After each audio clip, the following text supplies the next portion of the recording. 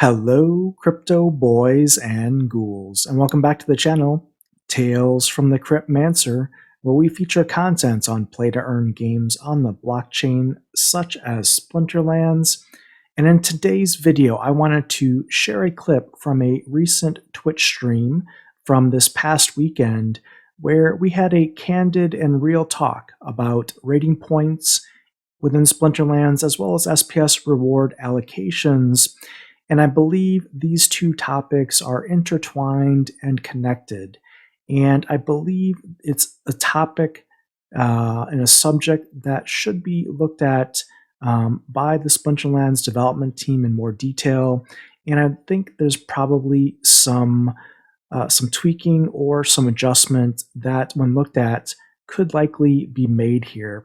And I'd be curious to get your thoughts in the comments below here, especially if you're a diamond or champion player, just to see if you're seeing similar things or feeling similar things as well.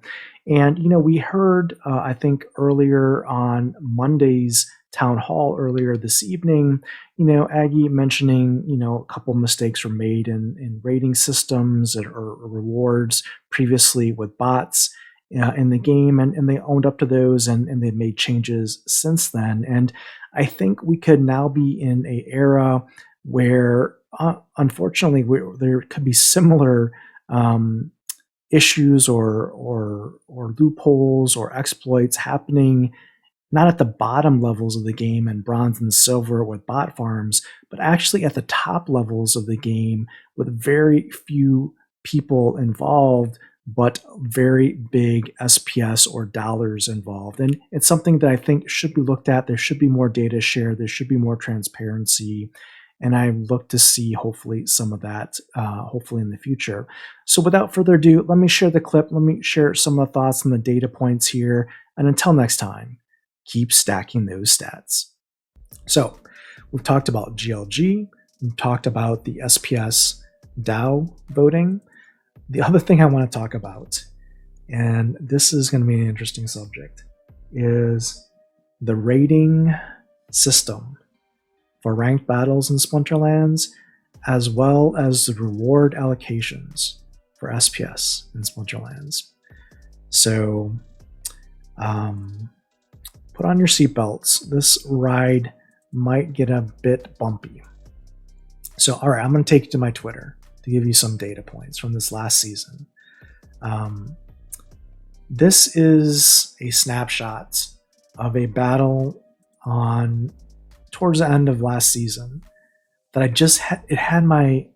had me scratching my head. I didn't understand what was going on.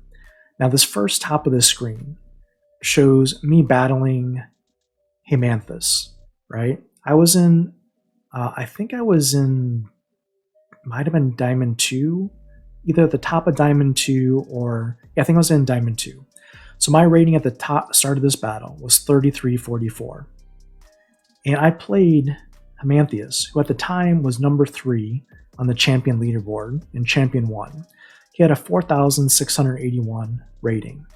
So his rating was over 1,300 higher than me to start the battle.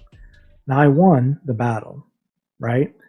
And you can see here that Hemanthus lost 36 rating, losing to someone that had almost 1,400 lower rating than him, lost 36 rating. Park that for a moment. So this was a battle that happened just before. And this was a battle that I lost. And look at our ratings. The rating difference between Sorry I Smurf and myself at the time of this battle was negligible. It was like 47, I think is what I calculated it out to be before the match began. I lost 22 rating from losing this battle. But had I been 3 to 5 leagues above him, whatever that is, and had 13 or 1,400 rating points higher, I would have only lost 36 rating. Now, I'm not good at the maths, but something tells me that's not equivalent or the right ratio there. And that tells me that something with the rating system is not working. those two losses and those two ratings and those two differentials are not the same. For me to get a win against the top 3 overall player in the entire modern game and them lose that rating, and me to play someone in my own league at my own level and me to lose that rating, not right. Something's not right there. Something smells funny. So, all right. So that's point number 1. Now also, you're on Twitter, I want to show you this because I think this is relevant as well, right? These are some Splinter Tools losses that I had during my climb into champion the last hour or so. And it was really, really frustrating because I was putting, according to Splinter Tools, and I know it's not infallible. It's, it's a tool. It's not perfect. But according to Splinter Tools, who's this virus guy anyways? How does he get a win here? No, just kidding. According to Splinter Tools, I put the better team in all these instances, and I had a higher percent chance to win. But RNG got the better of me, and I lost these matches with, quote, the better team, which is fine. But then, when you're climbing the champion, and you're losing RNG matches that you have no control over, that's just RNG, even if you put the better team in, and you get stuck with a minus 22 on a loss, it hurts really bad.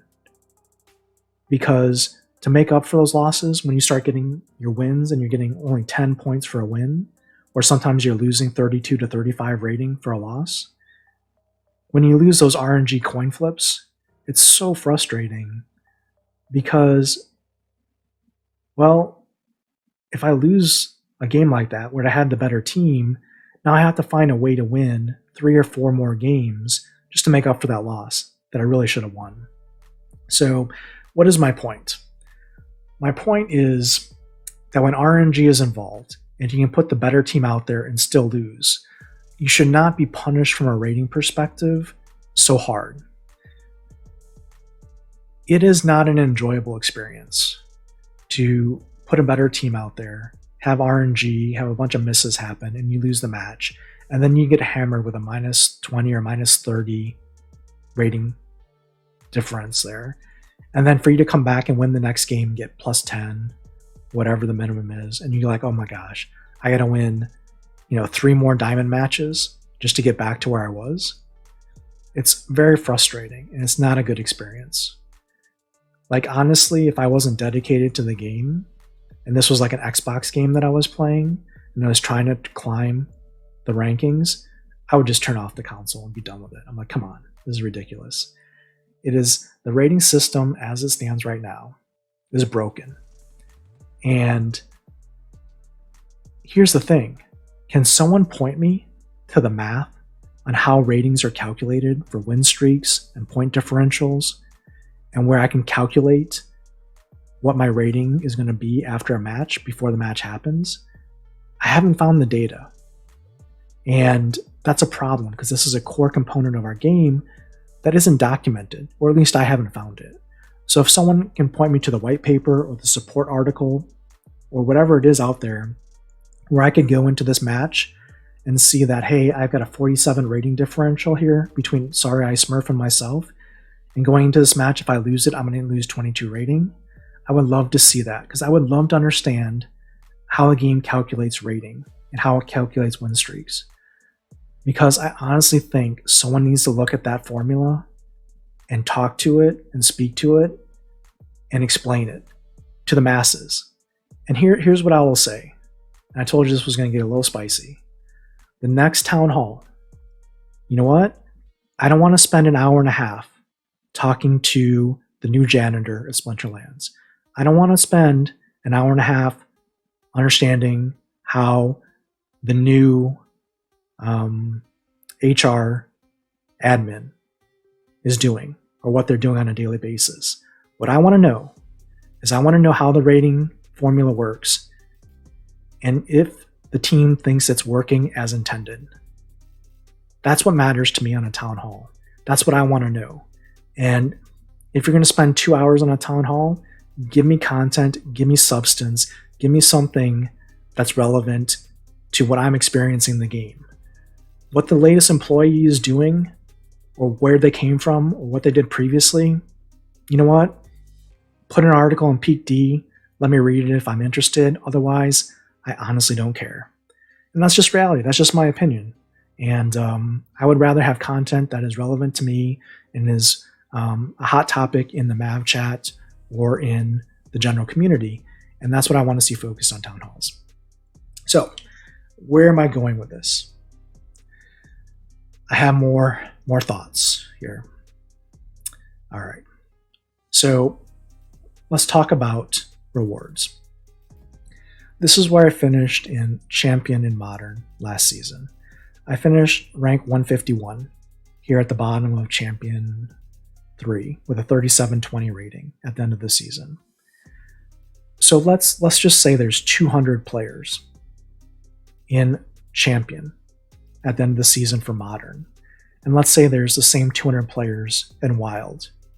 So let's say there's 400 players in Champion in the entire game, right?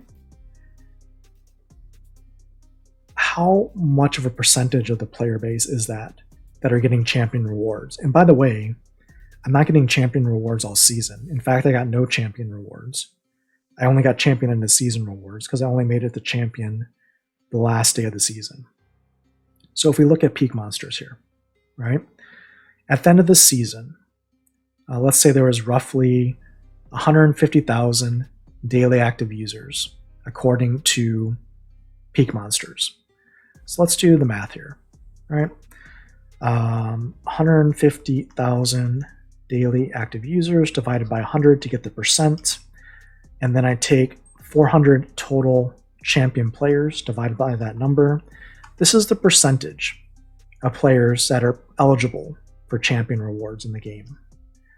0.266% of the game is eligible for champion rewards at the end of the season. At the beginning of the season, middle of the season, is much less than 0.26%.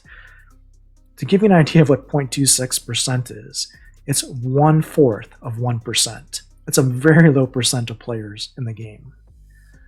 But what does that 0.26% get? It gets 30% of the SPS rewards. So where am I going with this? I'm going with this is that the rating system, I think, is broken. And I'm not a socialist that thinks everyone should get in the champion and take advantage of these rating rewards of 30% for SPS. But what I'm saying is if only 0.26% of your player base is getting even to sniff champion at the end of the season, not even let alone take advantage of the daily SPS rewards here, but yet you're allocating 30% of the entire SPS reward funding to that percentage, something's broken. Something is broken here.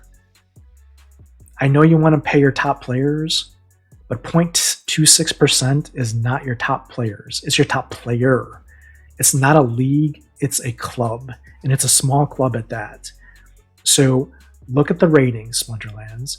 Look at how many players are getting to this top tier versus, like, look at all the players that the card value that they're getting to climb in the champion and see if that math makes sense. Do the maths, as they say, right? Because I got to tell you, we can even, if you look at the numbers, it's probably worse than 0.26%. And let me show you. We looked before at just my ranking here and extrapolated what that meant for champion players at end of season. And we used the peak monsters daily active accounts. But actually, Commander Chaos has some data that he scrapes on the blockchain. And what's interesting here is the unique accounts by day here. If we look here, the last date I could pull was October 11th. You can see here, it's green is top 25 bot farms, purple is top 500 bot farms, and then black is the total overall player base. So what Commander Chaos's data shows here is if you take out the bot farms of 71.9 thousand, so 71,900 accounts are bots out of the 82.465 thousand accounts. That means only 10,000 roughly 10,000 real human players are playing the game, right? 10,000. That's a far cry from what Peak Monsters is showing as 150,000 players. But let's go with it. Let's do the math, because we want to be fair here. So if there's 10,000 human players, if I go to the same report on 1011 for the players at Champion, which is League 4 here, it's telling me the total number of players in Modern and Wild on October 11th in Champion was 113. And let's do the math here. Again, using Commander Chaos's data. I'm going to do the math here for you so you can see it. We've got 82,465 total players minus the bot players of 71,905, right? So the total human players, 10,560. To get the percent, we're going to divide by 100, so it's 105.6, right? We're going to divide the number of players here to get the percentage. Number of players here is 113 champion players total, divided by this. The percent is 1%, is what this is showing us. So it's a little bit more than the 0.26% that Peak Monsters data shows us, but it shows you that 1% of the human players in Splinterlands, in theory, of course, are taking advantage of this 30% of the total SPS. That's interesting data, no matter how you slice or dice it. And I think, again, it goes back to the rating issue, is that there are certainly players that deserve to be in Champion, not at the end of the season, but probably in the middle of the season. And it needs to be more than, let's say, 1% to 0.26% of the player base if you're going to put 30% of the SPS rewards here, is my opinion. You may have a different opinion, and that's fine. Everyone's welcome to their opinion. And that's what we're here to discuss, on channels like this. But I just don't think the rating system's working. And sure, I'm happy to reward the highest players of your game, this percentage. But it needs to be, I think, attainable and achievable for players to get there. And it shouldn't be 0.26%, getting 30% of the rewards here. Just my opinion, my take. And I think the gates are very harsh right now. And I would like to see, if there's not a problem and I'm just imagining this, then have someone show me the data. Have someone show me the data that says, Tails, you're wrong. It's just your perception. Here's the data that shows that this is working as intended, and that, less than 1% should be getting champion rewards. Show me the data, and, I'll be fine with it.